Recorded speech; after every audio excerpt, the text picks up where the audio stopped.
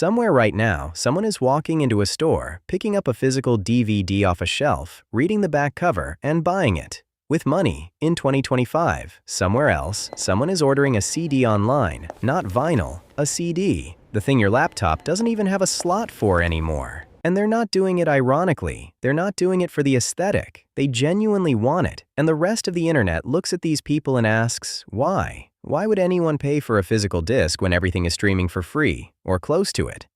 The answer is way more psychologically interesting than you'd expect. Because the people who still buy DVDs and CDs, they share a very specific set of traits. And those traits reveal something profound about how the human brain relates to the things it loves. Now, before we go any further, let me kill the obvious theory right away. Most people assume this is just nostalgia. Old people clinging to old formats because change is scary. Case closed. Except that's wrong. Physical media sales are actually growing again.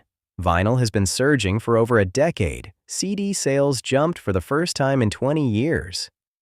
And a huge portion of the buyers? They're in their 20s and 30s. People who grew up streaming. People who have zero nostalgic attachment to a format they barely remember. So if it's not nostalgia, what is it? What's driving people backwards in a world that only moves forward? Trait number 5 is the one that surprised me the most during research. It's something psychologists are only now starting to document, and it connects physical media buyers to some of the happiest people on the planet. We touched on the endowment effect in our subscription video, but here it shows up in its purest form. People who buy physical media have an unusually strong psychological connection to ownership. There's a critical difference. Materialism is about accumulating things to signal status. Ownership is about control, security, and permanence. When you buy a DVD, it's yours. Nobody can revoke your license. No algorithm can remove it from your library. No company can decide that movie is no longer available in your region. It sits on your shelf and it stays there. Forever. Regardless of what happens to the internet, the streaming service, or the company behind it. And for a certain type of brain, that permanence isn't just comforting. It's essential. Researchers at Yale found that the need for ownership correlates strongly with something called intolerance of uncertainty. It's not a disorder, it's a cognitive style. Some people are simply wired to feel uneasy when they can't control whether something will still be there tomorrow. Physical media buyers aren't irrational. They're the people who read the fine print. They're the ones who notice that your streaming library is a license, not a purchase, and they decided, no thanks. I'd rather hold it in my hands. Here's one that might seem counterintuitive. In a world of instant access, the people who choose physical media are actually demonstrating one of the most psychologically powerful traits a person can have: the ability to wait. Think about what buying a CD involves. You have to find it, order it, or drive to a store. Wait for it to arrive. Unwrap it. Put it in a player. That's friction. Deliberate, voluntary friction in a world designed to eliminate it entirely. The Stanford Marshmallow Experiment, one of the most famous studies in psychology, showed that children who could delay gratification went on to have better academic performance, higher incomes, and stronger relationships decades later. The ability to tolerate a gap between wanting and having is one of the strongest predictors of long-term success. Physical media buyers build that gap into their entertainment by choice. They're not behind the times. They're exercising a psychological muscle that the rest of the world is atrophying. Because when everything is instant, the capacity to wait becomes rare. And rare traits tend to be valuable ones. This one goes deeper than most people expect. Physical media buyers don't just want the content, they want the ritual around it, unwrapping the cellophane, reading the liner notes, looking at the artwork, sliding the disc out of the case, putting it in the player, sitting down. That sequence of physical actions creates what psychologists call a transition ritual, a series of small behaviors that signal to the brain, we're shifting modes now. We're moving from the noise of everyday life into something intentional.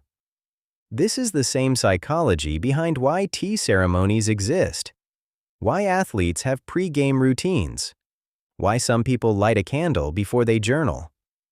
The ritual itself doesn't change the content, but it changes how your brain receives the content. It deepens the experience. Streaming eliminates that entirely.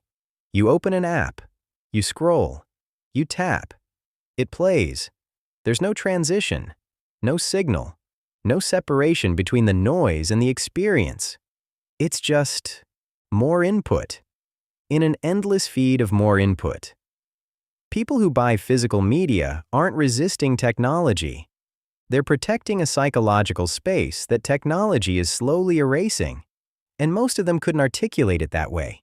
They just know it feels different. And they're right. It does. This might be the most quietly rebellious trait on this list. Every streaming platform is built on the same premise. We know what you like better than you do. The algorithm watches what you play, what you skip, how long you listen, when you pause, and it constructs a version of your taste that it feeds back to you as recommendations. And over time, something insidious happens. Your taste starts to narrow. You stop discovering things on your own because the algorithm is doing the discovering for you. Your musical identity, your film taste, your cultural diet, all of it gets filtered through a system designed not to challenge you, but to keep you engaged. Physical media buyers opt out of this loop. When you walk into a record store, nobody is tracking your eye movements. Nobody is pushing you toward the most popular choice. You browse, you stumble, you find something weird on a shelf because the cover caught your eye. You take a risk on something you've never heard of.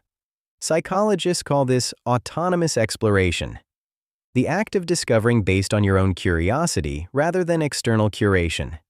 And it's directly linked to higher levels of openness to experience, one of the big 5 personality traits that correlates with creativity, intellectual curiosity, and life satisfaction. These people aren't anti-technology. They're pro themselves. They want their taste to be theirs, not a reflection of what an algorithm decided they should consume. And now, the one I told you about, the one researchers are only beginning to understand. Physical media buyers have a fundamentally different relationship with time, and it might be their most psychologically significant trait. In the streaming world, time is compressed. Everything is now. Every song ever recorded is available this second. Every movie is one click away. There's no waiting, no anticipation, no scarcity. And while that sounds like paradise, it creates a psychological flatness. When everything is always available, nothing feels special. When every moment can be filled, no moment stands out. Psychologist Mihaly Csikszentmihalyi, the researcher who coined the concept of flow, found that the happiest people aren't the ones with the most access. They're the ones who engage most deeply with fewer things. Depth over breadth, presence over options. Physical media forces depth. When you own 30 albums, instead of having access to 100 million songs, you listen differently. You return to the same record. You notice things on the 5th listen that you missed on the 1st. You build a relationship with the music that streaming, by design, discourages. The same applies to DVDs. When you own a film, you re-watch it. And re-watching is one of the most psychologically nourishing things a person can do.